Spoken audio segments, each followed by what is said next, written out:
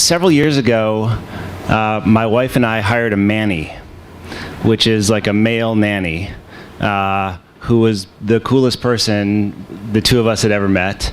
And he came into our family at a really good time. We really needed childcare. But it was like that moment in a marriage. You've like been together for a long time. You spend a lot of nights together, and you could like need someone to bring you new stuff, like new cultural stuff, new ideas, like music that you're too old to find out on your own. And one night we were sitting around the table, and he's like, "Oh man, you've got to hear this comedian Aziz Ansari." We're like, "Who? Yeah, Aziz Ansari. He's the funniest guy."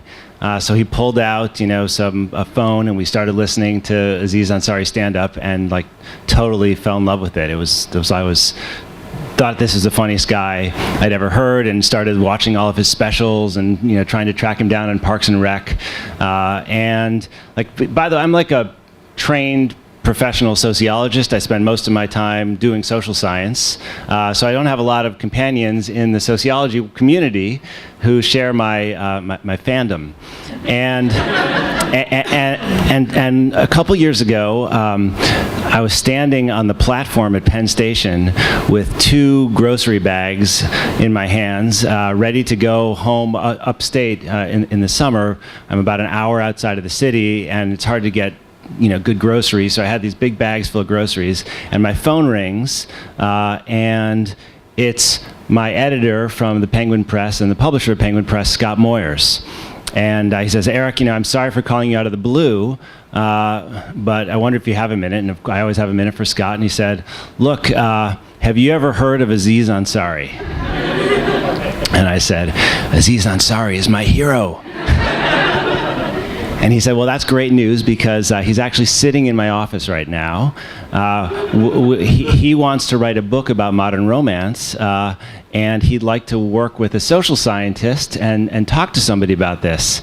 Can you come over here, or can you talk to us?" And I said, "Scott, I'm like literally carrying grocery bags. I'm about to go home. Is there any time I can do it later?" And he said, "Actually, not really. Aziz is here right now. Like, what can you do?" And I said, "Hold on a second." So I flipped onto the other line. I called my wife, and I knew I could get her permission to not come home that night. Not exactly like on the short list of people you're allowed to have indiscretions with your partner, but like a certain version of that idea. I knew she would be cool with it, and so I got the green light to dump the groceries at my mother-in-law's, go down and sit with Aziz, talk to him about this book, and it just became really clear that this was an amazing, amazing project, and you'd have to be completely crazy as a sociologist to walk away from it. So I didn't. For the last couple of years since then, the two of us have been working on this incredible project that I never really thought we'd be able to pull off, and the result, I think, is sitting in your hands right now. It's amazing to see it. It's not actually out yet, so don't tell anybody you guys have it. And we're just really thrilled that you pre-ordered it and got here tonight, and excited to have you help us launch the book. So without saying anything more, can you help me in welcoming Aziz Ansari?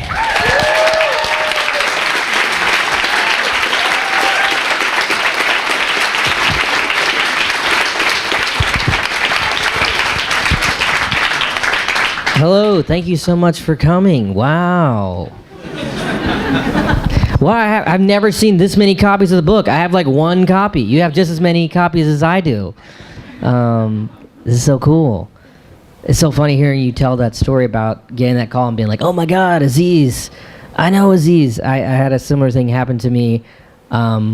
Today, I'm working on this TV show, and we were scouting a location to find a location to film. We were in this Chinese restaurant in Midtown, and it was like kind of late lunchtime, and there was like a table of like these older women, a few Indian women, and they were looking over like, and I was like trying to like work with the crew, and I was like, oh, at some point they'll probably say something, I'll go and say hello or whatever.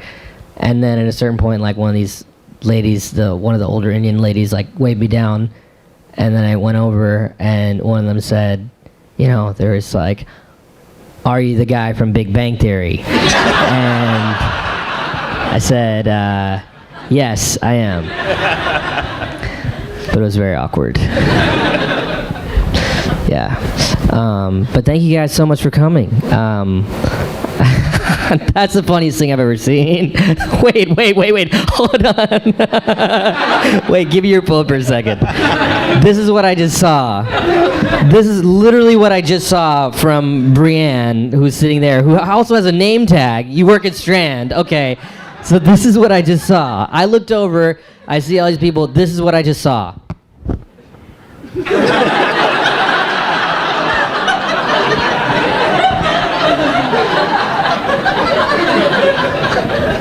What the fuck are you doing? Wait, so you're filming that and you're texting someone and telling I'm filming it right now. It's a lot more meta than that. I'm trying to test out Periscope, and I'm also tweeting about your event. There's way too much stuff about the event. No one gives that much of a shit about anything, I don't think. Well, I'm periscoping it right now, and they're live tweeting the event. Oh my God! You just got a photo, right? You all you taking a photo. I mean, what are the chances you'll ever look at the photo ever again? I'd say there's 0% chance you'll ever look at it. I feel like you're just wasting the space on your phone. But no. Huh? It's your background. Me making fun of you for taking the photo. That's actually kind of cool. Can we talk about the book a little bit? Yeah, let's do that. It's not unrelated. We should get to that at some point. It's not unrelated. But it's not like they're gonna get another copy of the book. You already have a copy, so I feel like we should just talk about maybe Rich Dad, Poor Dad for a little while.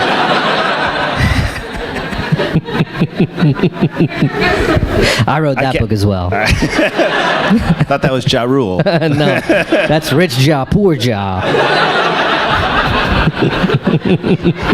Similar themes, different interpretation. So when we met that day a couple years ago, I remember thinking this is really cool, but also this is pretty unlikely, because I read comedian books every once in a while, and I really like to read books by comedians, but they're generally kind of memoirs and stories about how they learned to be funny and when they weren't funny in junior high and they became funny later and all kinds of things like that, which are good stories. And I remember when we first sat down, I actually thought that you wanted to do that kind of humor book and had that weird fantasy for a second that they'd actually called me because they thought I was a really funny sociologist. And I could see Aziz frowning, looking at me that's not why we have you here at all. But why this? Why a book about modern romance, and why try to do it with a social science-y perspective? Well, I think when you do comedy and you have some success doing stand-up, people want you to do a book that's kind of a book of essays or some sort of autobiographical memoir-y type thing. And my thought on that was always well, any ideas that I have for a funny essay, I would rather use it to write a stand-up bit, and because I feel like that's a better form for me and I have more fun with that. But when I was doing stand-up about dating and kind of some of the issues that we eventually hit on the book, I kind of had this idea of I'd read these articles in New York Times or whatever about some of these issues, and I was I feel like if you paired me with the people that they quote in these articles and we had a dialogue about these kind of issues, it'd be really interesting, and it would also be really interesting to me to ask really smart academic people why certain issues like this exist. Why does when you're waiting to hear from a text, why does that really drive people crazy? Why is that a thing?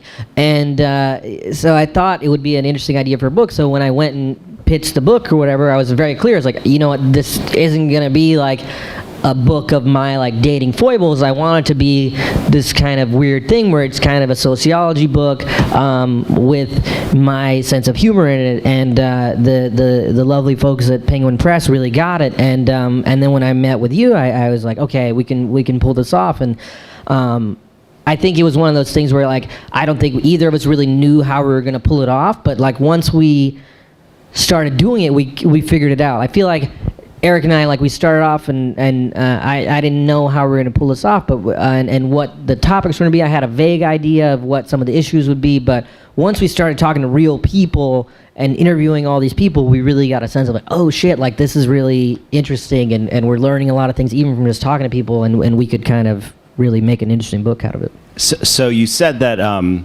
you didn't want to write a book about your dating foibles. Mm-hmm. But could I ask you to talk a little bit about one of your dating foibles? Sure. I mean, it was inspired by my interest in it was inspired by my dating foibles, for sure. And there is like little pepperings of my personal moments, of course. And they're dating foibles I think everybody can relate to, right? Like this, you talk a lot about this woman you met, Tanya. Yeah, Tanya is an alias for this woman, but Tanya, the story about Tanya that it kind of begins a book and kind of like was the impetus for writing it in a sense was I'd met this woman and we were getting along really well and we hooked up a little bit. And I had one of those moments where I was really excited. You know, when you meet someone, you're like, oh shit, this is on. Oh my God, I've been single for a while, but this shit is on. God, what a relief, what a huge weight lifted off my back. Like, this is awesome. Me and Tanya, holy shit. Is happening, me and Tanya. And so, you know, I'm full of confidence. I text Tanya to go to a concert or something, and then she just didn't respond at all. And I was like, what the fuck is this? Tanya, what happened? I thought we were like gonna be a thing, and I was going crazy. And I was going crazy for no reason other than this person had not sent me a little message on my phone. And it made me realize, like, wow, that's not even a thing that could have happened to a person 20 years ago. And once I started doing it talking about this in my stand-up, I realized, like, oh, everyone's had this some version of this, you know, and everyone is sitting there looking at their phone and going through all this drama, and you think it's this very personal, private thing, but it's actually the most universal thing. Everyone has their drama in their phone. Even people in relationships have their drama on their phone, and it seems like it's this very private, personal thing, but it's actually very universal. Yeah, and actually a big theme for us as we started doing this work, you know, was not just kind of dating, but the fact that we live our social lives and our personal lives through the filter of this medium, right? That we carry these things around. Actually, like, let me get kind of geeky and sociological just for a second, because I can't help it. Like, we're in a room full of strangers, and I'm always curious about who's here. How many of you guys carry a smartphone with you everywhere you go? Like, it's always in your pocket? How many of you guys are single? How many of you married? Okay, single, but living with somebody. Okay, very small number. And how many of you like Asian people more than black people? So you like black people more than Asian people. All of you like black people more than Asian people. Okay, all right, so that's done. See, I'm a social scientist as well. So it's good to know who you've got in the room, and yeah, he's well trained now. Could do some really boring stand-up shows from now on. The stage is very wobbly. High, right? You feel that? You feel that shake? It's weird. That'd be a crazy story. So one of the things that's interesting in terms of like your interest in this is that your parents had an arranged marriage. Yeah, that's true. And could you explain something about like that process and how that worked, and you know your conversations you've had with your parents about what it meant for them to form a life that way? Sure. So yeah, my parents had an arranged marriage. They're from India, and I never really thought about how crazy that was until I got a little bit older, and ideas of marriage and stuff in my own life started to kind of get in my head. And I asked my dad, like, how did you do this? Like, what was your process? How did this happen? And he's like, well, you know, I told my parents I was ready to get married, and they found a few families that were kind of respectable families, and I met their daughters. And I was like, well, how many people did you meet before you decided on my mom? And he was like 2. And I was like, just 2 people? And I was like, well, what was wrong with the first lady? And he was like, oh, she was a little bit too tall. And then he met my mom, and then he was like, all right, this will work. And then they got married a week later. And to me, that's really crazy. I mean, especially like considering, me, who, when I had this conversation with my dad, I was single and like was even terrified of the idea of like having a girlfriend even, and was like I just couldn't believe it. And in one of our earliest conversations, I told Eric, I was like, to me, this is so crazy, because like I started thinking about it, and I was like, well, look at the process my dad had for finding a wife, and then look at my process for finding like where I should go get tacos. And I told Eric, I was like, what's crazy to me is like it was easier for my dad to decide on a wife than it is for me to decide where I want to get tacos. Like, I spend more time researching that. But as we did the book, what was interesting to me is like we talked to all these people in retirement homes and stuff, and a lot of them had a very similar process to my dad, even though they didn't call it arranged marriage. It was, a lot of these people said like, oh, we would meet someone in the neighborhood, then the families would meet, and the family would be like, all right, yeah, that guy will murder you, and then they would get married in a few months. I mean, it wasn't a week, but 6 months in these kind of times, it's kind of almost like a week. It's a pretty short amount of time, and it ended up feeling like pretty similar. That was actually an amazing experience. So we went all over the world for this book. We got on airplanes and traveled long distances, but one of the days when I learned the most, we left the campus of NYU and walked down to the Lower East Side to this senior citizens home, and like sat down with a bunch of 80, 90-year-olds to learn about how they got married. And it was this amazing focus group, right? Because the first person was like, I got married when I was 21, and I married this guy who lived next door. He was friends with my brother, and he seemed pretty cool, so we just got married. And it was like, whoa, that's crazy. And then the next person went and was like, yeah, I got married when I was 19, and I married the guy who lived upstairs. And just like down the line, and person after person had these incredible stories. And I went and like pulled out some data from old sociology journals, and it actually turns out that these guys were completely typical. Like in the 1930s in Philadelphia, a huge city in the US, maybe the third biggest city at the time, something like 1 out of every 6 marriages was to someone who lived within 5 blocks. And about 1 out of every 8 marriages was someone who lived in the same building. And the patterns were amazing. And do you remember like the way that they explained it was also really surprising, right? Like why these people got married so young and to people who were so close.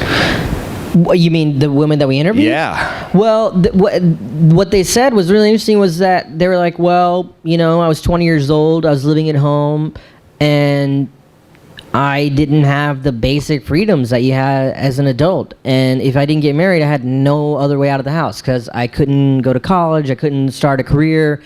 And so we were like, well, are you saying you kind of got married just to get out of the house and be like a normal adult? And they're like, yeah.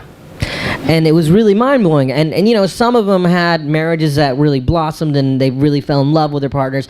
And then other people you could definitely tell there was this kind of regret that they were with this person that they really weren't that connected with.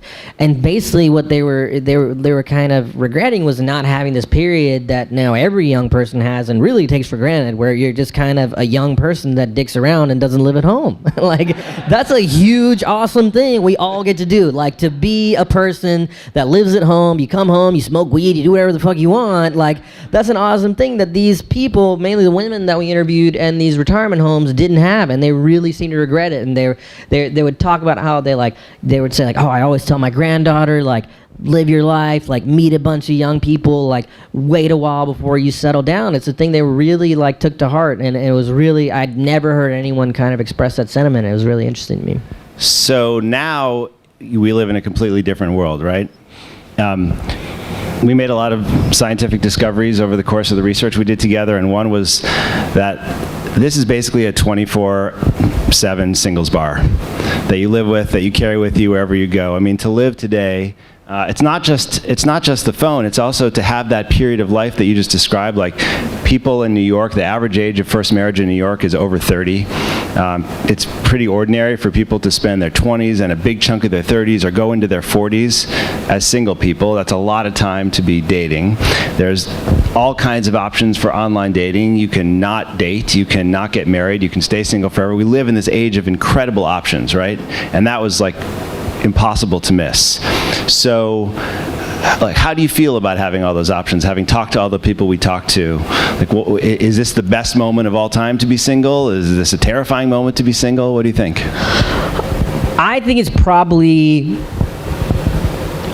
I would say it's maybe it depends on how your attitude toward it is. You know, there's two ways to look at all the options. If you treat all the options in one way where you see everything like, oh my God, I gotta find the best person and I'm so stressed out. What if this person I'm with, what if there's a better person here? If you're that attitude, then it's a horrible time to be single. But if you treat it with the attitude of like, oh wow, I can meet all these interesting people outside of my social circle. Oh, here's this person. I'm going to spend a lot of time with them and see if there's a connection there. Then I think you might do a little bit better. I mean, the options thing in New York, it's so... of all the cities we talked about, the whole issue of like, oh, there's so many options. In New York, it was where it kind of really resonated the most, because everyone's like, oh yeah, like anytime you like turn a corner, there's like 10 people you want to just fuck. And like, just like so many hot, interesting, supposedly interesting people. And it was just hard for people. People were like, it was hard to settle down. Like, how do you settle down in New York? Like, every time you turn a corner, there's just like so many people. How do you do it? And I could totally relate to that. It's really hard. And you know, the options thing, of course, besides being in a big city, it's kind of universal for people now in terms of online dating.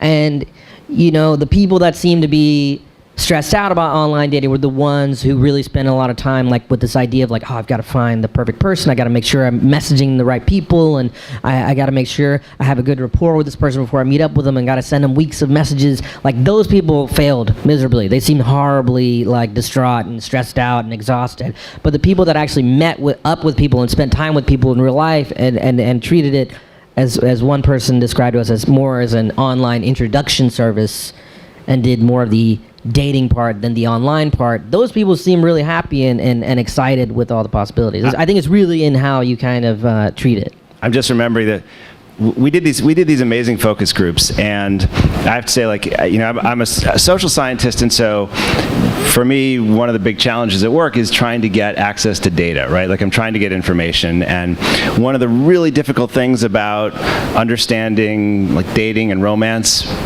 scientifically is like, people don't want to tell you the truth. Like, if I give you a survey and ask you to tell me your dating habits, like, there's probably a lot of stuff you're not going to tell me, and maybe there's stuff that you're not going to remember. You know, like a focus group with some random social scientist, it's going to be weird to divulge too much information, right? People are rightfully private about that.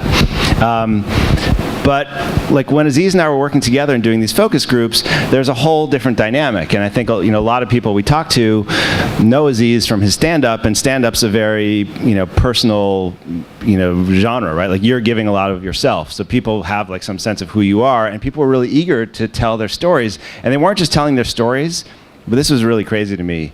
People were handing us their cell phones and opening up their OkCupid profiles, like projecting them up on a monitor, and like, we were reading from like the inside of their personal lives, right? So instead of just like seeing what people said about their relationships and their dating life, which may or may not have been true, we were actually like inside of it, reading the transcripts, oftentimes in real time, right?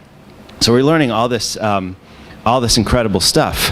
And I remember the first time we did this in New York, that there was a woman who had like this incredibly long interaction with someone on OkCupid, and he like asked her out, and she was completely freaked out about that. Remember, she was like, oh yeah, this woman had like so many back and forths with this guy, and you talking about the guy was like, oh, should we get coffee sometime? So they had a bunch of back and forths where they were joking around and everything seemed fine. And then the guy was like, so, you know, I'd love to like actually meet up with you in person and actually hang out. Like, do you want to get coffee sometime? And she's like, I don't know that you're not a murderer.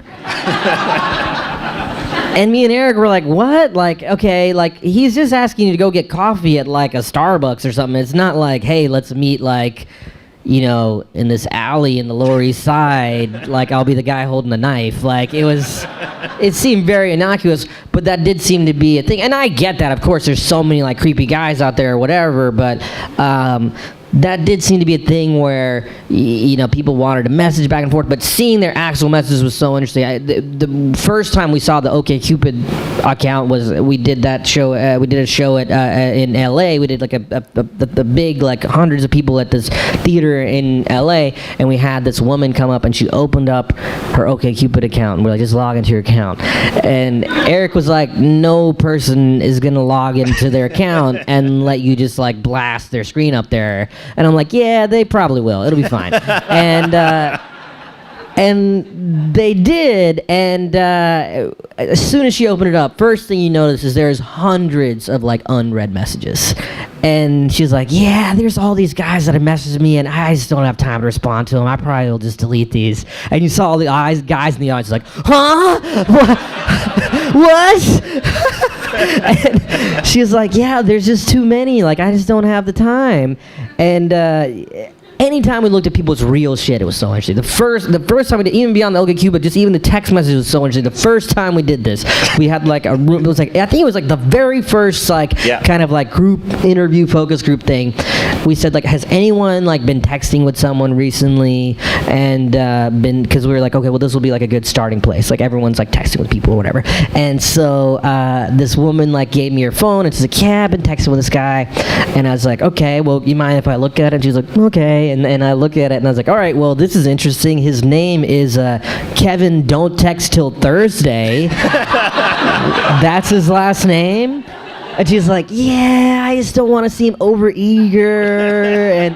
And it was like a perfect example of like, oh, if you ask someone like, hey, what's going on with that guy Kevin, if you just asked it in a normal context, they'd be like, oh yeah, we've been texting. But then you look at their phones like, you fucking put Don't Text Till Thursday on here. Like, it just shows like how nervous people are and what extreme lengths they go to kind of play these games people play. So like this brings up one of my favorite areas that we cover in the book, because like our species has done pretty well for the last couple 100,000 years. Like, we've managed to meet other people and have sex and reproduce, and we know how to like ask someone out and get to that stage. And you put a handful of single people in their early 20s in a room and say like, okay, you meet someone and you're into them.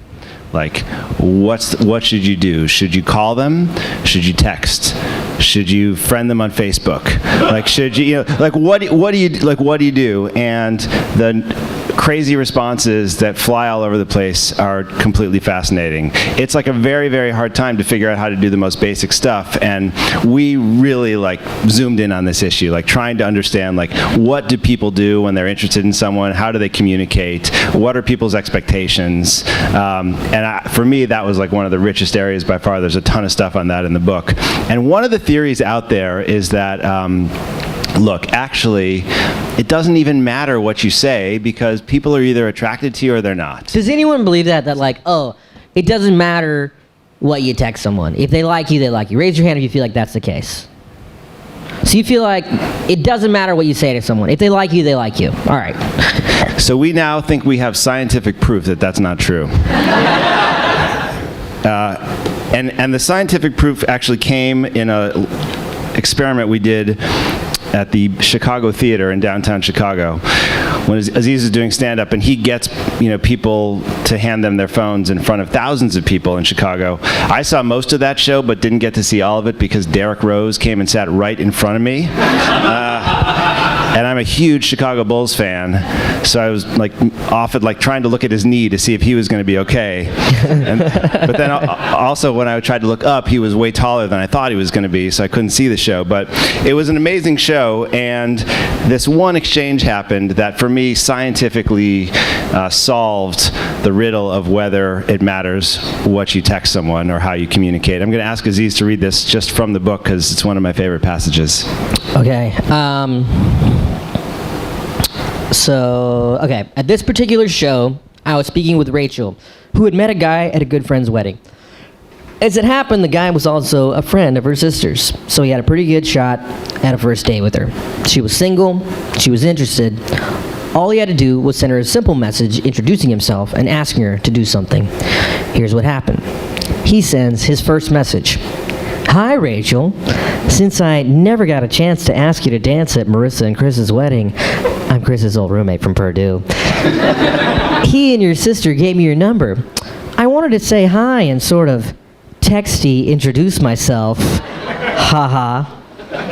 Hope you had a great weekend. ... Hope to chat with you soon.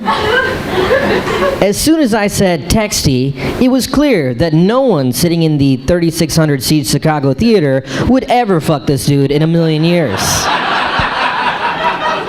Texty, for whatever reason, seemed to be unequivocally disgusting to every one of us there. He may as well have added, by the way, I have a really disgusting next level STD. Haha, but for real, I do. Rachel wrote back 10 minutes later. Hey, great to meet you. Currently enjoying my birthday weekend with lots of good Mexican food. It happens when your birthday is Cinco de Mayo. Hope you had a great weekend too. He wrote back shortly, I totally realized upon leaving my mass message that I didn't include my name. I'm Will. Feliz cumpleaños as well. And totally digging on the Cinco de Mayo theme. Rachel never met Will. After a few messages of this nature, Rachel stopped responding. None of us know Will. He may be a kind, handsome man with a heart of gold, but all we have to go on is those messages. And those messages have shaped in our minds a very dorky, terrifyingly Caucasian weirdo.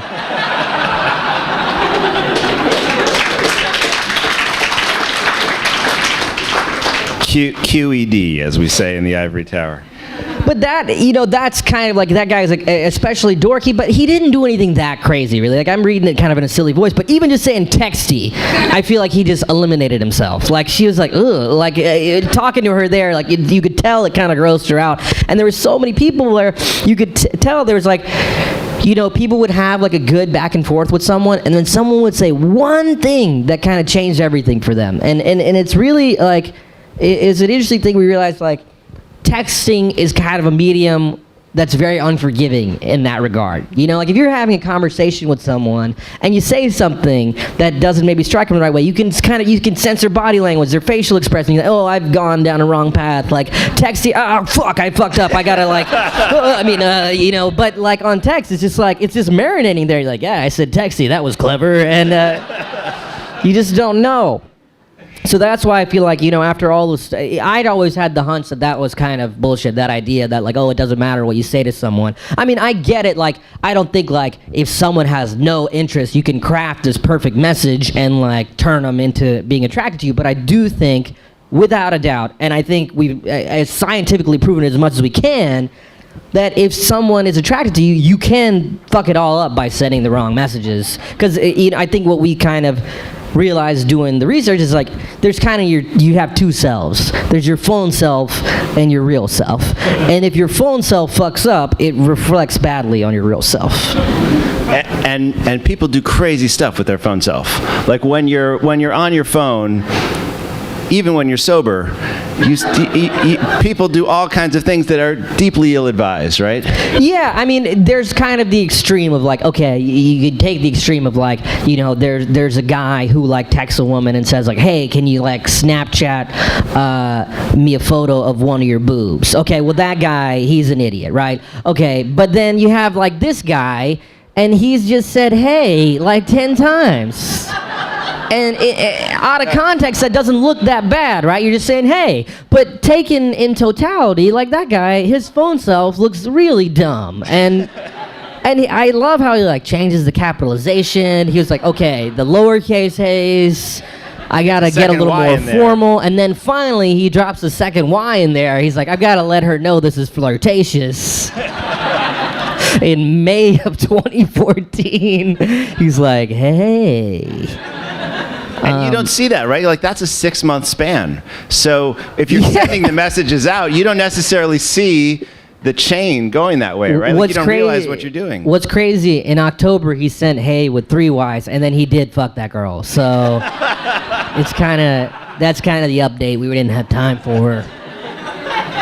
So I hadn't gotten that news, so that's good. But even with just the one hey, what's interesting is, like, again, like, talking to a group of women and asking them, like, what do guys text you was so illuminating for me. Because, when we started writing the book, I just kind of started seeing someone, so I was kind of out of the single world. But, like, hearing these women talk about what guys text them is so interesting because, like, you think, okay, just, 10 hays is obviously horrible, right? But myself and many other guys I know have probably texted women things that's like, hey, what are you doing tonight? Hey, what's up? Just like very generic things. But when you talk to these women, they're like, oh yeah, I just have a phone full of just guys going, what's up? What are you doing tonight? Huh? What's up? Hey, want to hang out tonight? And it's just very, very, very like boring. And if you're a guy saying that, your phone self looks pretty boring and dumb, and you might be a really interesting person. And it was really mind-blowing, like, after we talked to like all these women and asked them, like, well, we kind of figured out like our factors for like the things that resulted in a text that really appealed to women, and there's a few factors that helped me out here. But one of them was just, the main thing was just inviting them to a specific thing at a specific time. Just saying, hey, do you want to go to this thing here at this time? That alone was enough to make women's vaginas explode. Like, we'd say, hey, what if a guy, what, actually inviting me to a thing? Yes, like, I would just fucking go. Like, I don't even know who the guy is or what's happening, but I'm there, because every other guy is just writing, what's up? Then there were two like next level things, right? Like if you had met the person in real life and you could make some reference to something you had said in the conversation or something the other person had said that like makes it clear that you actually remember that person as a specific human being and you're not just like randomly sending that text message out to 50 people. Mm-hmm. And then like the third thing was if you could actually be a little bit witty and say something funny that was like you hit it out of the park. If you had all of those things, like people were like, oh my God. Like the thing about like remembering something specific about the person, that was really interesting to me. Like there was one woman who said like, we asked a bunch of women like, what was like the best first text message you ever got from a guy? And this woman was like, I remember this one guy was like, hey, what are you doing tonight? How did the move go? And I just thought it was so sweet that he remembered that I was moving.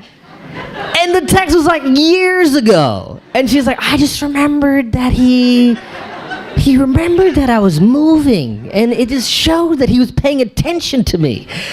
And it really, like, you just realize, like, if you're a dude, you read this book and you realize, like, how fucking low the bar really is. Now, the other thing that was surprising, because when we started, we were trying to figure out some of the gender dynamics here as well. And we kept getting these stories of, like, even, like, hanging out with younger, really kind of progressive, empowered women that the gender norm was that men were asking out and texting much more than women were. And then like we went to, we obviously got lots of stories where that wasn't the case, where women were taking the first move. But the data we got from Match.com and from the other companies that own these online dating sites backed this up. That was like surprising the extent to which men are still expected to send the first message and are sending the first message. I don't know if there's anything to add on that, but I thought that was. Yeah, it was still kind of most of the kind of the initial ask was happening on the guy side, and that kind of stress was definitely more weighted towards dudes.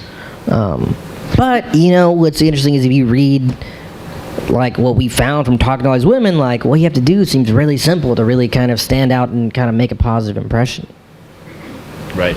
And there's another interesting thing, like in the course of the time that we were doing this research, Tinder kind of like came out of nowhere to just like dominate the dating scene, and especially in a lot of the bigger cities we're in. How many of you guys are on Tinder?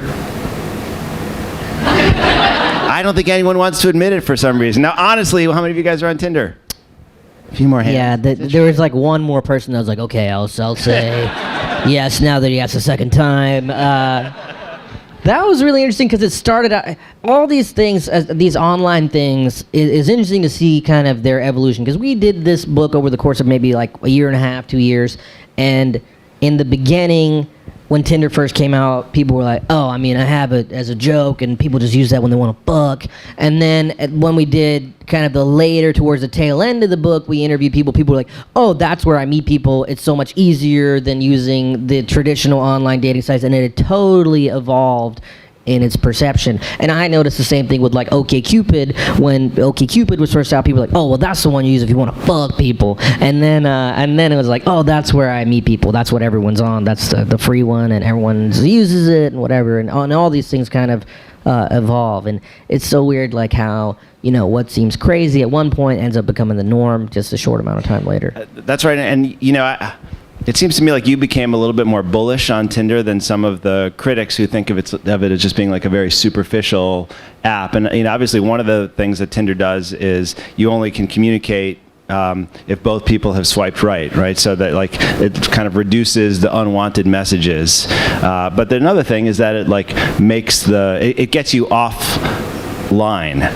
Right, so many people when we talked about online dating talked about just the exhaustion of doing it. Like I can't tell you how many people in our focus groups look burned out by like the Match.com and OkCupid. They spend all this time like filling out profile information and then like filtering things and writing messages and just kind of like flipping through profile after profile after profile, and they felt like burned out. Whereas like when people talked about Tinder, it was a little bit more like it was playful and fun. Oh, it's like something I do with my friends. I honestly feel like Tinder, like if you read like all the stuff we learned about online dating and you took out the Tinder section, obviously, I feel like you would read it and be like, oh, I should create Tinder, because it solves so many of the problems we address. Like from talking to people about like the normal online dating, how many people, raise your hand if you use like one of the other online dating sites? Okay, so there's a lot of people. Which sites do you guys use?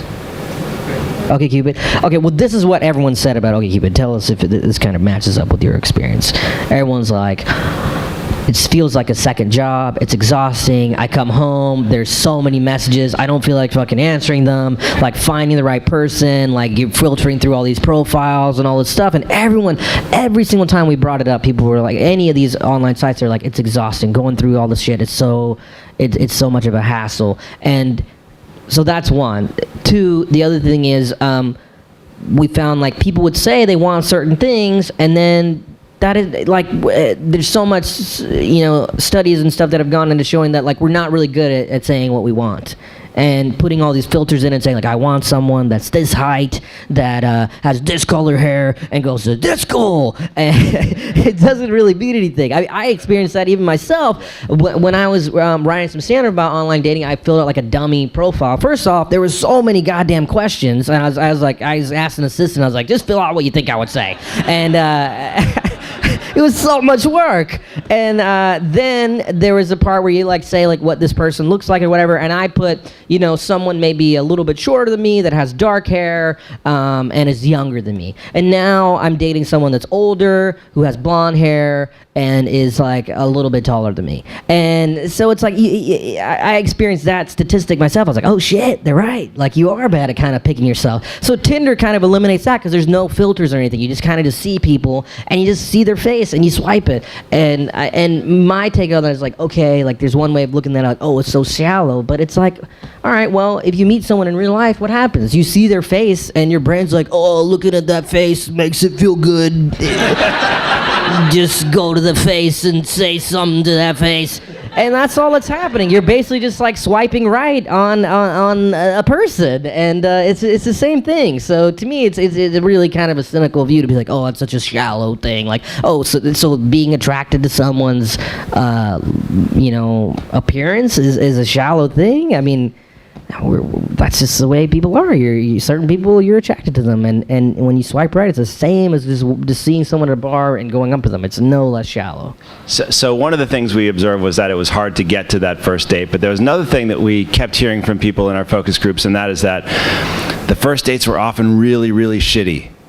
They had a terrible time, and people were tired of just like having these bad meetings, and one of the issues was like, people didn't want to overinvest in a first meeting with some random person who they see online, so they would like bring down the cost and the investment by like meeting at a Starbucks or meeting. We met this one guy in Los Angeles who was like the most tired looking person that Aziz and I had ever seen in our lives. God.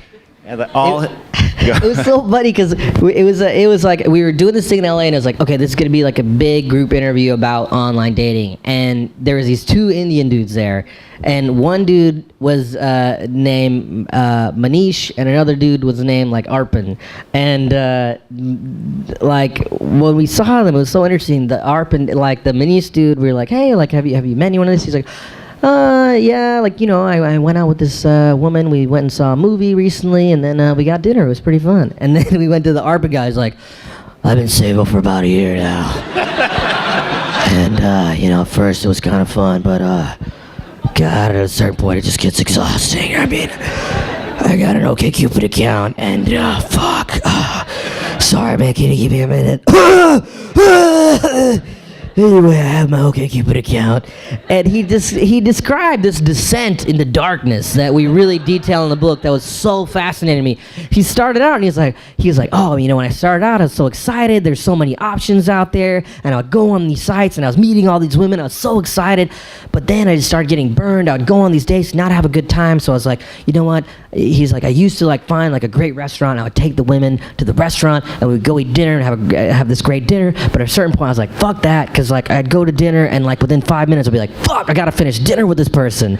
And so I changed my date. So now I have a different kind of date. And I was like, well, what do you do for your date now? And he's like, well, there's a bowling alley pretty close to my house, and I go there. And I was like, what, so you take him bowling? That doesn't sound bad. He's like, no, we have a drink in the lounge. And so that's what he did date-wise. And then message-wise, he said he used to write these like long, like thoughtful messages. And then he's like, that just took too much effort, so now I just send these douchebag messages that are like, hey, you're hot, let's grab a drink. And he just started mass messaging those. He's like, and it actually ends up working out better for me. And it was so, that kind of this descent was just so sad and interesting how he got so tired by it. But he turned things around, and right, like there's a good story about him at the end of the book. We won't spoil the punchline for you. You'll have to get there yourselves. But we did learn in the process of like thinking about all this stuff about well, the monster truck rally theory of dating. Yeah. And also the Flo Rida theory of acquired likability through repetition. Yeah, well done. These three are two essential, like, you know, the book is not an advice book, right? But, I mean, if you take everything we've learned and applied it, you can kind of, you know, suss out. It's inevitable that we had some sort of kind of advice, right? And those two things I think are huge. You know, the first thing you mentioned, the monster truck rally. Monster truck rally. You guys theory. have heard of that, yeah, right? No, that's a thing we made up for the book. But there's basically, you know, you start with the kind of obvious premise that like we have the most romantic options of any group of people that have ever wanted to you know, find someone. We have the most options ever, but I think the problem is like we're horrible at analyzing them. A lot of people, especially in New York, I think feel like they just want to sample as many people to find this perfect person, but the way they like analyze these options, it's like these very boring, mundane dates where you're just like, let's go get a drink, let's go get a coffee, and you just end up having this boring resume exchange that tells you nothing about this person, and no one is gonna pass that test. If you're tired from work or something, you go get coffee with someone, it really has to be something special to like make it rise above just a boring resume exchange. And I'm sure a lot of these people are really interesting people, but you put them in this kind of environment where you're just doing this boring resume exchange. I think it's very hard for anyone to live up to be something exciting. So the monster truck rally theory came about because I was talking to this gentleman who worked with us a lot on the book, this guy Rob Willer, who's a sociologist at Stanford, and he was talking about how there was this period when he was in college where him and a few of his friends, these social science buddies of his, started doing this thing where for dates, they would go to monster truck rallies, like these crazy, like monster truck rally where there's huge cars that like jump over a bunch of school buses, and like it's a crazy spectacle, right? And he said like a lot of people that went on these dates, they ended up being great dates because what happened was, instead of like being in a boring resume exchange, you were in this kind of weird environment where you actually got a sense of like what this other person was like, and what your vibe was like, and what you guys are like, and what your sense of humor is like. And so you had a better sense of like what it was like to actually be with this person, rather than like, oh, I went to school here, I have a sibling who also goes to a college at the moment. And so the idea was like, oh, you'd have way more likelihood of finding a spark if you did more interesting things. And after we had that conversation, we did some research, and there's been studies that have done, like there was a study done where they took married couples and had the couples do different types of activities. One type of activity was kind of a boring, kind of standard activity, like going and getting dinner and seeing a movie. Another activity was more exciting, like hiking or skiing. And then the other group did nothing. And they were like the control group. And the people that did the exciting activities showed more success in their relationship. So there's, you know, kind of just, there's some scholarship that even shows that, like, yes, this does work. Like when you do more interesting, kind of out of the ordinary things, it helps you out. And the other part is the flow rider theory of acquired likability through repetition. And that idea is like, you meet, I feel like there's such a tendency we found of people to kind of go on a lot of first dates where you meet someone, you're like, that person sucks. There's so many other people. Let me go out with another person. Oh, that person wasn't any fun. There's other people online. I'll go out with someone else. And there's a lot of scholarship that shows that, like, the more time you spend with a person, the more, I mean, it's kind of just a basic common sense thing of just like, yeah, the more time you spend with a person, the more likely you are to kind of to kind of grow to like them. And the idea of that is like, you know, instead of just like going out with someone once and being like, oh, they suck. Like if you go out with someone once and you feel like it's like as far as a date goes, it felt like a 5 out of 10. If you went on like 2 more dates with them, I probably would go up to like a 6 or 7, maybe. I don't know, because you have more to draw from in your experiences together, and there's just so much that shows like the more time you spend with people, the better you kind of get to know them. And it seems like there's kind of this unrealistic expectation that you're just gonna like have this magical spark right away, and especially if you're doing kind of boring, mundane shit, I just don't think it's gonna happen. So the flow rider theory is basically saying like everyone is basically like a flow rider song. Like the first time you hear it, you're like, all right, flow rider, I get it. It's very similar to your previous songs. I'm moving on. I'm changing the station. But if you keep hearing the Flow Rider song, eventually like, all right, Flow Rider, you've done it again. So another area that we hit on the flip side of this has to do with just how complicated it is to get out of a relationship when so much of what it means to build intimacy with someone these days involves sharing a life on social media, right? Because when we date somebody, especially for a long time, we're not just kind of hanging out with them a lot, like we're friending each other's friends, we're sharing, basically everything. We're there, they are on Instagram, their friends are there on Instagram, they're there on Facebook, you name it, we're out there, we're getting intertwined. Now it ends, and what do you do? When you break up. Yeah, that was the thing where a lot of people say, like, when you break up, it's really hard to break up with people now because they live on in your digital world. Like, you see photos of them, even if you delete them off your Facebook or whatever, you see their friends posting photos, and it's hard to escape people, and people are like, it's harder to get over people now because you just keep seeing them. You can't get away from it anymore. That was interesting, just like how much stuff to me, like when we talk to people, like even people in relationships, how much like phones and everything kind of still ended up being a big factor in how their lives went. Like when you start dating someone, it's kind of like your digital worlds kind of meld too. Like the idea of like, well, do you give your partner your phone password? That was like, there were so many wildly different answers. Like, how many of you guys are in relationships again? Raise your hand if you're in a relationship. Okay, now keep your hands up. Now, if your partner has your password for your phone, put your hand down. Oh, shit! No one gives their passwords out anymore. I feel like this is a long-running debate that Aziz and I have been having. This is interesting because I think like as you get younger, there's less people that want to share their passwords. They're like, that's kind of my world. And as you get older, people are like, well, yeah, I mean, they have my password. Yeah, I mean. So we did this focus group one night, a big one for people who were in relationships, and you could only come if you came by yourself, right? You couldn't bring your partner. And the idea was like to get people to open up about like issues they have with their partner, and talk about things they wouldn't talk about if their partner was like there. we spent a lot of time talking with Dan Savage, the sex columnist in Seattle for the book, and he's got this big concept of he's really interested in the kind of the monogamish relationship and open relationships, and we talked we thought like, oh, we're going to generate a big conversation about people's frustrations with monogamy. Nobody wanted to talk about that at all. Everybody wanted to talk about snooping and social media and like how they and their partners dealt with all this stuff. So like you're sitting next to your partner's phone and a text message pops up. Do you look at it? It's like from a guy named Nathan. You don't know who Nathan is. He sent a message. Who's Nathan? Then another message comes up. Now there's 2 messages from Nathan. Now there's 3. There's 6 messages from Nathan. Do you open it up and see who the fuck Nathan is? Like, these are the kind of things people were really like wanting to talk to us about. Like, there's like one girl who's like, yeah, my boyfriend keeps liking Instagram photos of this bitch. Just stuff like that. Like, it's crazy. Like the things that kind of just get people on a jealousy tear. Just like, oh, my boyfriend just keeps liking photos of this girl on Instagram. I don't know what's going on, and she keeps writing on his Facebook wall. I'm like, bitch, I'm his boyfriend. I'm his girlfriend. You know this. Why are you writing this?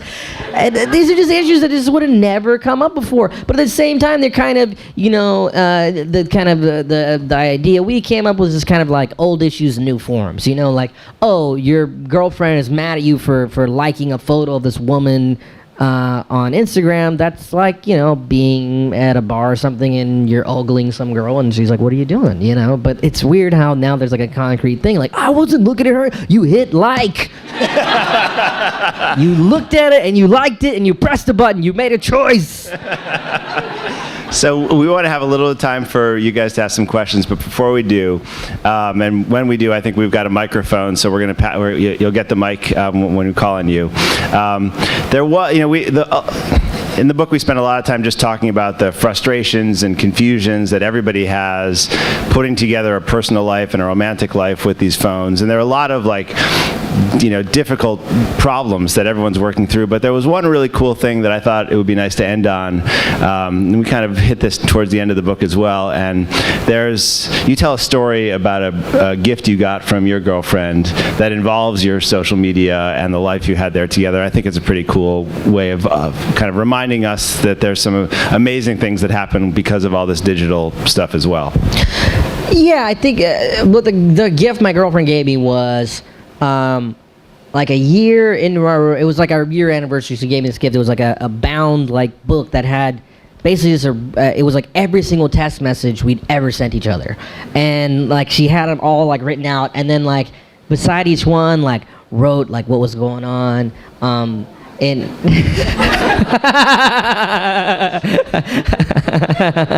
I got her a neck pillow. No, I didn't. No, I got her something really nice. But she like wrote out like all this stuff about like what was going on in her head, like when we sent these messages, and it was so interesting looking back on it, because there was stuff where she was like talking about like, oh, here, like you didn't write back for this long, and I started to get worried that maybe I had said something wrong, and I was like, I was waiting on purpose. And I basically just realized like, oh man, like, we're all sitting here like on these things by ourselves, like, oh fuck, what do I do? But the person on the other end's also going like, oh fuck, what do I do? And so we're kind of all in the same boat in the end, is what that made me realize. And it also made me realize like, yeah, for all the stress and whatever, like there's also really cool things. Like you have that kind of record of a relationship, of kind of romantic interactions that you would have never had before. All right. So we have questions? Let's take some questions. Okay. Go in the middle. Just stand up too. Thanks. Hi. Before, just for the Q&A, before you ask your question, just say, would she like more black people or Asian people? So go ahead and then ask your question. So blacks or Asians? Go ahead, sir. I'm kidding. Go ahead. Okay, bouncing off the idea of the phone password, Did you guys come across the phenomenon of the shared Facebook account or the other shared social media? Because that is the creepiest thing that married people I know do, and I want to talk to them all privately, separately, to disabuse them of this idea. I don't think that came up too much. I mean, I can't think of anyone that had like a shared thing. I know a couple that has a shared email, and I'm like, what the fuck are you doing? So crazy. But I don't know. So we got into this. I mean, we didn't actually come up with anyone who did that, but I remember reading this article about a site in South Korea, which the New Yorker profiled, and the whole idea was it allowed couples to build a social media world together. And I thought that was really interesting because one of the theories out there is that all of this new social media stuff is just designed to atomize us and pull us into these different worlds where we can't help but be tempted by like friending our exes and following them and having easy access to flirtation. The notion we got from some people, like we talked to Barry Schwartz, the guy who wrote this great Paradox of Choice book, who he writes about that famous study that Sheena Iyengar did about the jams, right? Like if you... You're saying that like everyone knows it. Like, he wrote about the Sheena Iyengar study about jams. You know the study, the jam study. I bet they know the jam study, right? So if you're shopping and you put out like a display of jams, if you put out 3 jams, you're less likely to stop, but you're much more likely to buy a jam than if you're confronted with a display of like 25 jams. You get overwhelmed, right? And so like Schwartz, kind of in our conversation with him, took that idea into the realm of dating and was like, people are just fucked, like with all the choices and the online stuff and the social media. And so I thought it was kind of cool that they had developed this app in South Korea that was really about like letting 2 people build an online world together. No one else got access to it. They could post like notes and messages, basically to do what your girlfriend did for you, but in real time. Yeah, it was called Between, right? Yeah, exactly. And so the idea would be like you open up the app and it's just you and one other person. You can't talk to anyone else in that. And you can send pictures, you can send messages, but it's all just between you and this one other person. And so we read that and I was like, oh, Eric, I'll download that and use that with my girlfriend and see it. And we used it for like a day. I'm like, this is stupid. But it's big in Korea. Okay, yeah. Hey. Hi. Sit down. No, you can stand if you like. So my question, you mentioned phone personality versus real personality. Yeah. And I was wondering, I don't know if you've, in this study, whatever, have you heard about catfishing? And if you could comment on that and what it is and how you interacted with it. We didn't encounter anyone that experienced that firsthand. It wasn't something I was like really curious about because I felt like it was covered so much in just that idea and that TV show and everything. Myself, I wasn't. We didn't really get into it too much, really. Well, it meant more on the the lower level, like just like interacting with somebody on OkCupid versus in real life, not in the like it's a man on their profile and it's a woman in real life. Oh, you mean it's like how people felt about meeting someone online and then meeting them in person and seeing a difference. I mean, there were some people that described like, oh, like when I was on like OkCupid, we would message back and forth and we'd have these really amazing conversations, and then when I saw them in person, it was kind of like it felt like a dud and that wasn't there. There was other people we talked to who said like, oh, we were able to build this rapport online that we met in person. It like took off even more. But I think the more common thing was just like, more common thing was just I felt like overall my feeling was like, oh, like you just do so much better just when you get off the device and just actually spend time with the person in real life. Like I feel like ultimately you wanted to see if your real world self kind of vibes with the other person in the real world, and the quicker you get off, whether it's texting to try to make a plan with someone or messaging with someone on an online site to see if you want to go out with them, it always seemed like the quicker you got off and actually met a person in person, the better off it was. Okay. Hi. So I was curious because you did a lot of stuff with texting, and there's already anxiety when you send any text and get one, like, oh my God, what does this mean? And now within the last year, there's emojis. Sure. Like, did you guys find anything when you were going through people's phones, like what those meant? What's interesting about emojis is like, it was weird when you look at anyone's like conversations, these kind of initial conversations that we looked at. That was probably what we looked at the most. You know, like, oh, you just met someone, you've been texting back and forth with them, what's going on, right? It was so interesting. You'd see like some people would text a bunch of emojis, and the person they're writing to clearly never used emojis. And it was like, you'd be like, dude, you gotta stop using these emojis. They're not using them back. And I feel like that was kind of an interesting thing, seeing like what effect that kind of like the kind of mirroring of the kind of style of texting had. You know, some people were very casual in their text, other people were more formal, and they would say, oh, well, if someone didn't, you know, capitalize their text properly and misspelled stuff, it would be a huge turnoff. And other people said like, oh, if a guy ever texted me emoji, like I would be done, like I would seem so juvenile to me. And other people like, oh, I think it's fun and flirty. And again, it's like a weird thing where everyone has their own. The problem is like you can't really have any like, well, this is what you should do, because everyone has a different kind of personal policy. Like one of my favorite things is like we were doing a focus group, and we were like, well, what would you prefer? Like if a guy called you on the phone or texted you, and one woman was like, if a guy called me, I would melt. I would love that. And then we asked another girl's like, if a guy called me, I would be terrified. I don't know why the fuck is he calling me? Like, he should just text me. That's crazy. And and every guy in the focus group was like, oh, brother. So yeah. Hi. So after doing all this research and focus groups about the kind of current state of modern romance, where do you kind of see, if you're going to write a book about postmodern romance, and with the advent of kind of virtual reality and virtual porn or anything like that, where do you see the future of romance going? I mean, probably like douchey dudes teleporting their dick to women.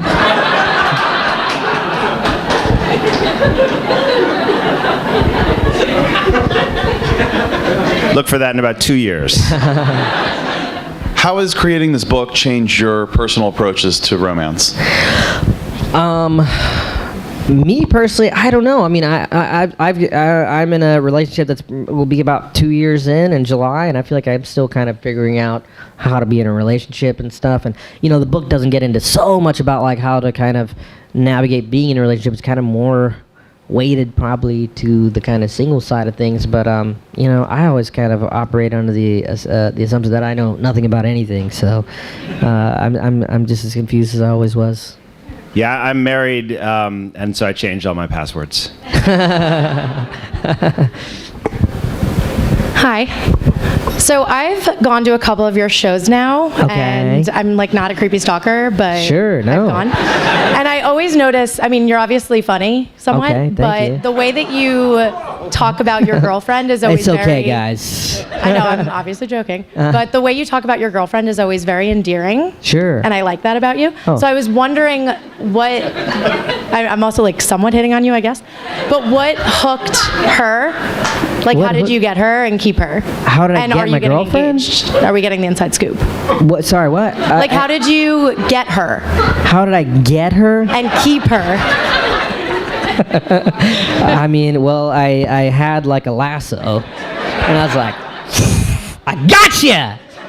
I don't know. I mean, the same way you get in any kind of relationship. We just had a lot of fun together and didn't want to stop hanging out together, and we just haven't stopped hanging out. I don't know. I don't have any kind of way to like break it down. We just really enjoy being with each other, I guess. Yeah, sorry. no complicated. Yeah, in the back left, yeah. Yeah, hi. I'm wondering did you do any sort of purposeful research across generations to look at how people interact very differently through social media in their 20s, 30s, 40s, and 50s? For sure. All those age groups are involved in it now, and back when it started, it was really just people in their 20s. So. Yeah, I think the younger you get, the less comfortable people were with more traditional forms of communication, like, or I guess you call it traditional, like when we talk to older people, like not older people, but like when we talk to like, as you got older, like in people's 30s, 40s, if you talked about phone calls, there was more a tendency to be like, oh, that would be nice and refreshing to get a phone call. And then when you got to people in their 20s, they're like, I don't know why the fuck anyone would call me. Like, that seems crazy to me. Who the fuck uses a phone? Why would you call me? And just like, there's a thing and when you get even below the 20s, like there was what was the number about the prom? Just like there was like a study where about like how like would you be comfortable with someone asking you out to prom over text, and it was like, I don't remember the number, but it was over 50%. It was like it was over 60% probably. That's not good social sciences. It was over something probably. But it was really stunning to me, like how comfortable people were with this. And that seemed like a pretty big deal to get asked to prom, and the idea of like that happening over text and not in person, it seemed really weird to me. But I think overall, the trend I think Eric and I noticed is like what seems crazy to one generation ends up becoming the norm of the next. So the only thing I'd add is that, we spend a lot of time talking to the social psychologist Sherry Turkle, who has a book about kind of the decline of conversation. The Penguin's going to publish in the next year or so. And, her view is that younger people are spending so much time texting and just kind of communicating digitally that they're like losing the muscle that they have for conversation. And I think Aziz and I have, like, sometimes we see that, but we saw a lot of conversation too. But there was this like mind-blowing night we did a different focus group in New York, and it was we wanted to look at this generation's issue. So you could come, but you could only get in if you brought a parent or grandparent. And then everybody came in, and we split people up. So you put like the younger people on one side of the room and the older people on the other side of the room. And we had some people we were working with who were there, and after the focus group ended, they came over and said, like, the most amazing thing happened, like, before you guys came out. On the one side of the room with the younger people, like, every single person was waiting for us, like, with their phones. They're all just like texting away, and on the other side of the room, all the parents and grandparents were talking to each other. And it made us wonder, like, is this face-to-face conversation, becoming less common when there's no real reason to talk to the person sitting next to you, because you could talk to, like, your best friends and get on social media, like, just by picking up your phone. Or just look up the hippopotamus Wikipedia page for no reason. You can do that as well.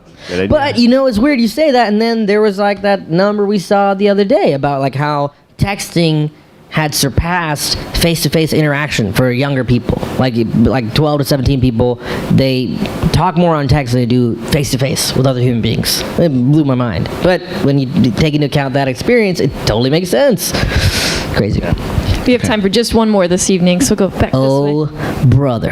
There's like 3 people that raise their hands. We'll answer these 3 guys. Oh, shit, there are now a bunch of other people raise their hands. Hi.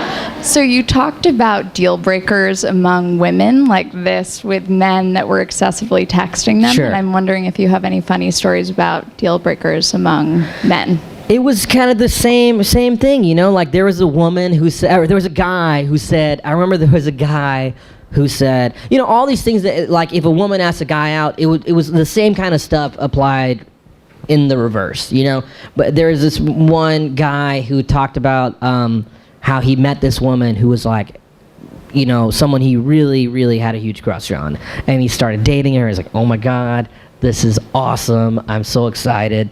And he was texting with her one time, and he said something like, hey, my friend Brian is having a party. Do you want to go?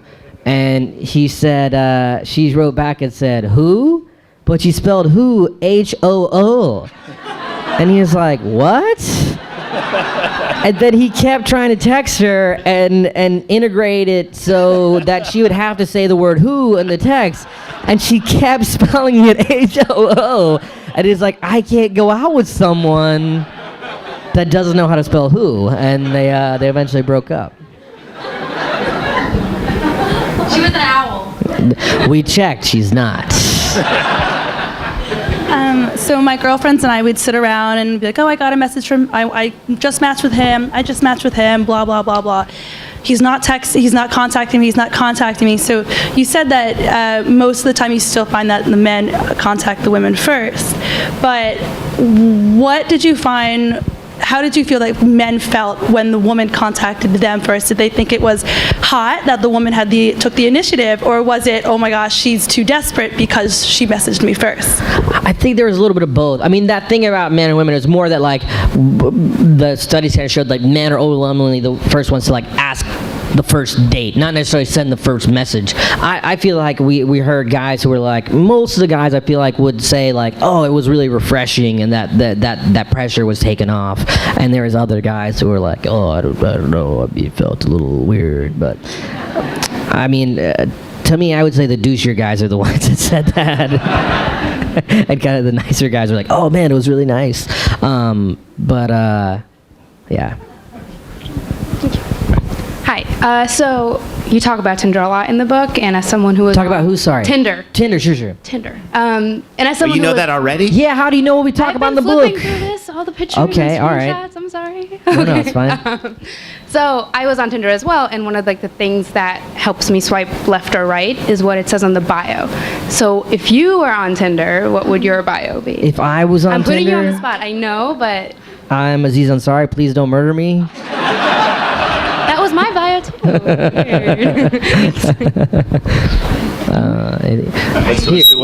We'll do one more. These two had a Two more question. We'll questions. do these guys and then wrap up. All right. So obviously, like, there's a lot more options available for people to date, which has caused marriages to come later. But do you think that has contributed to the amount of stress and preparation that goes into marriage proposals? And when you see those videos online of the choreographed dancers and everything, and how everything has to be perfect and just right. I have a friend who made a Tumblr called "Sorry Not Ansari," trying to get you to come to the wedding. Oh, okay. Stuff like that. Do you think that all this? Well, I didn't go, I guess. A waste of a Tumblr account. But do you think that has is that the reason why? I mean, we didn't talk to people about marriage proposal, but when I did a stand-up tour where I talked about marriage, and in one chunk I would ask people about their marriage proposals, and when I went in, I was like, oh, people are always going to do something really extravagant and really blow it out for the marriage proposal, because I always thought if I ever proposed to someone, I would kind of do something pretty big. But I was really surprised. It was such a small percentage of people that actually did this big grandiose gesture. It was kind of more a subtle sweet thing. A lot of times it was oh, we just came back from dinner, or we went to dinner, we came back to the house, and it was more kind of a private, intimate thing, which I also get. It's that's kind of a special kind of private moment that wouldn't make sense to anyone but those two people. But the idea of oh, I had these horses, that was much more less common than I thought. My favorite one was this this guy said that he had, this was my favorite of the kind of elaborate proposals, was this guy said that he had, it was he said it was Christmas morning, and he had a puppy. She'd wanted a puppy, so he had a puppy that had a ring around its neck. And I was like, oh my God. So you're telling me it's Christmas morning. She comes downstairs, and this puppy just runs up with the ring around its collar. Oh my God. He's like, no. It wasn't a real puppy. It was a stuffed puppy. And I was like, no, let's go back to that reality where it was a real pup. I don't want to live in this world. All right. With everything being so shareable now, did you guys kind of study the influence that people have when they kind of share their respective interactions online, and how their friends have an impact on the relationship? As opposed to introducing someone to their family, the first time they kind of show a potential mate is hey, I saw this douchebag on, OkCupid, what do you think? And then it has a real confluence of, I mean, if you caption it that way, that's not going to be good. Leading question.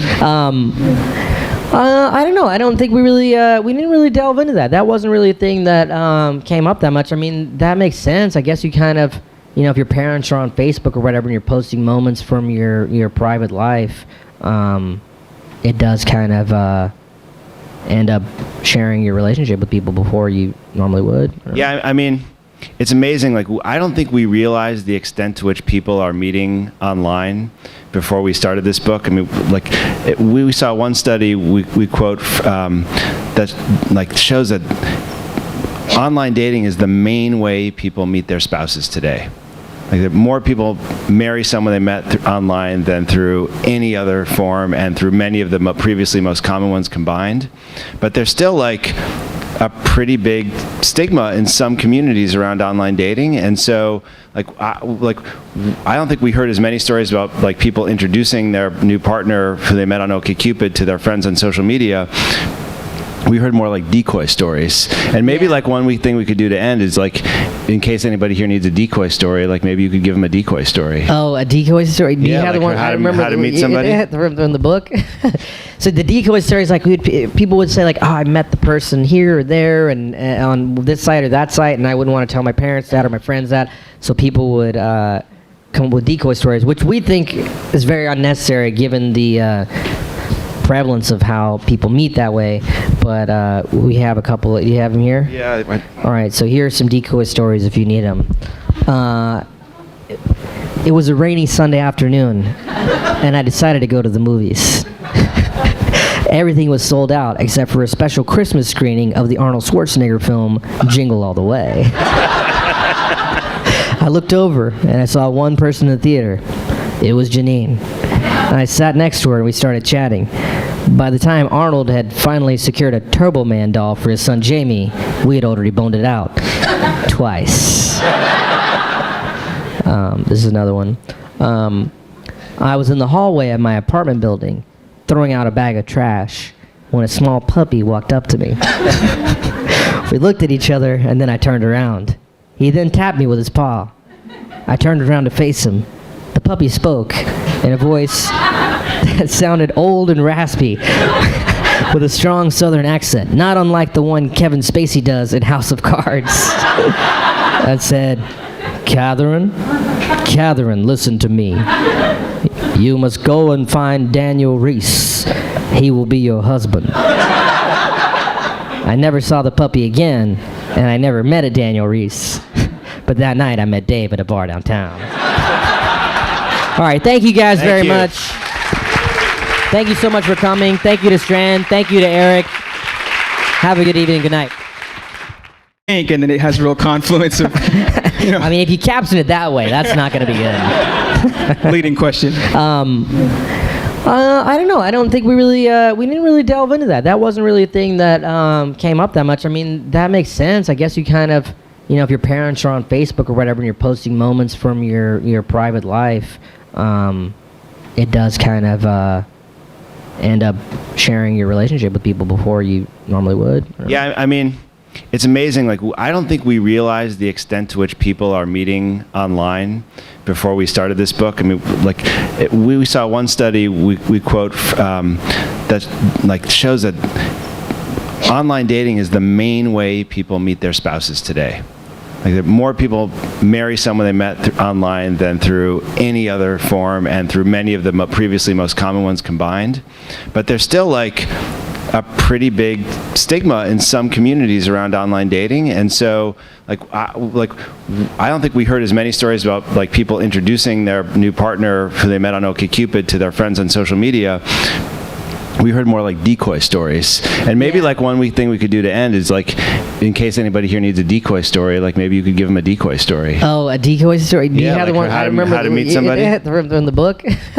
So the decoy stories, like people would say, like, oh, I met the person here or there, and on this site or that site, and I wouldn't want to tell my parents that or my friends that.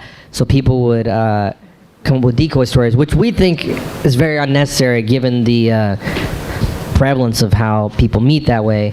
But we have a couple. Do you have them here? Yeah. All right. So here are some decoy stories if you need them. It was a rainy Sunday afternoon, and I decided to go to the movies. Everything was sold out except for a special Christmas screening of the Arnold Schwarzenegger film Jingle All the Way. I looked over and I saw one person in the theater. It was Janine. And I sat next to her and we started chatting. By the time Arnold had finally secured a Turbo Man doll for his son Jamie, we had already boned it out. Twice. This is another one. I was in the hallway of my apartment building, throwing out a bag of trash, when a small puppy walked up to me. We looked at each other, and then I turned around. He then tapped me with his paw. I turned around to face him. The puppy spoke in a voice that sounded old and raspy, with a strong southern accent, not unlike the one Kevin Spacey does in House of Cards. That said, Catherine, listen to me. You must go and find Daniel Reese.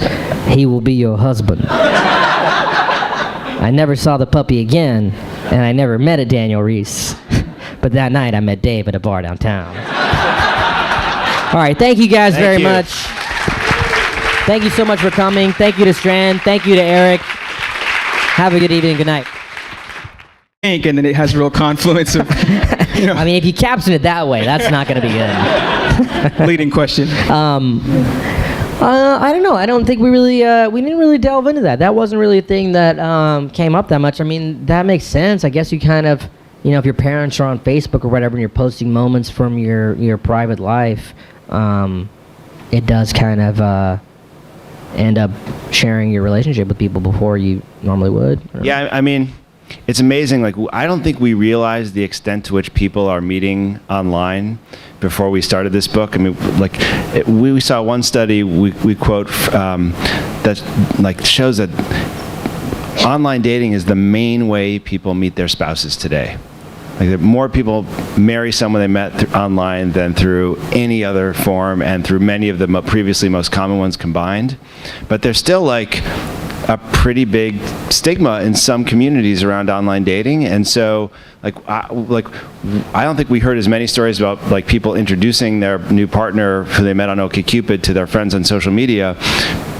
We heard more like decoy stories, and maybe like one thing we could do to end is like, in case anybody here needs a decoy story, like maybe you could give them a decoy story. Oh, a decoy story? Do you have like the one? I remember how to meet somebody from the book. So the decoy stories, like people would say like, oh, I met the person here or there, and on this site or that site, and I wouldn't want to tell my parents that or my friends that. So people would come up with decoy stories, which we think is very unnecessary given the prevalence of how people meet that way. But we have a couple. You have them here? Yeah. All right, so here are some decoy stories if you need them. It was a rainy Sunday afternoon, and I decided to go to the movies. Everything was sold out except for a special Christmas screening of the Arnold Schwarzenegger film Jingle All the Way. I looked over, and I saw one person in the theater. It was Janine. And I sat next to her, and we started chatting. By the time Arnold had finally secured a Turbo Man doll for his son Jamie, we had already boned it out. Twice. This is another one.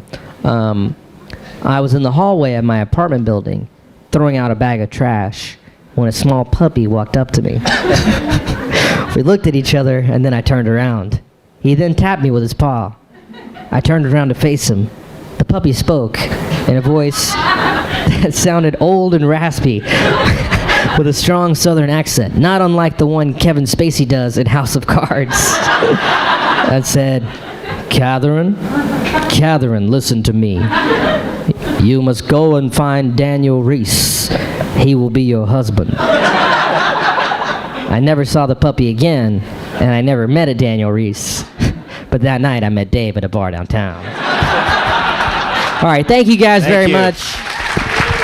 Thank you so much for coming. Thank you to Strand. Thank you to Eric. Have a good evening. Good night.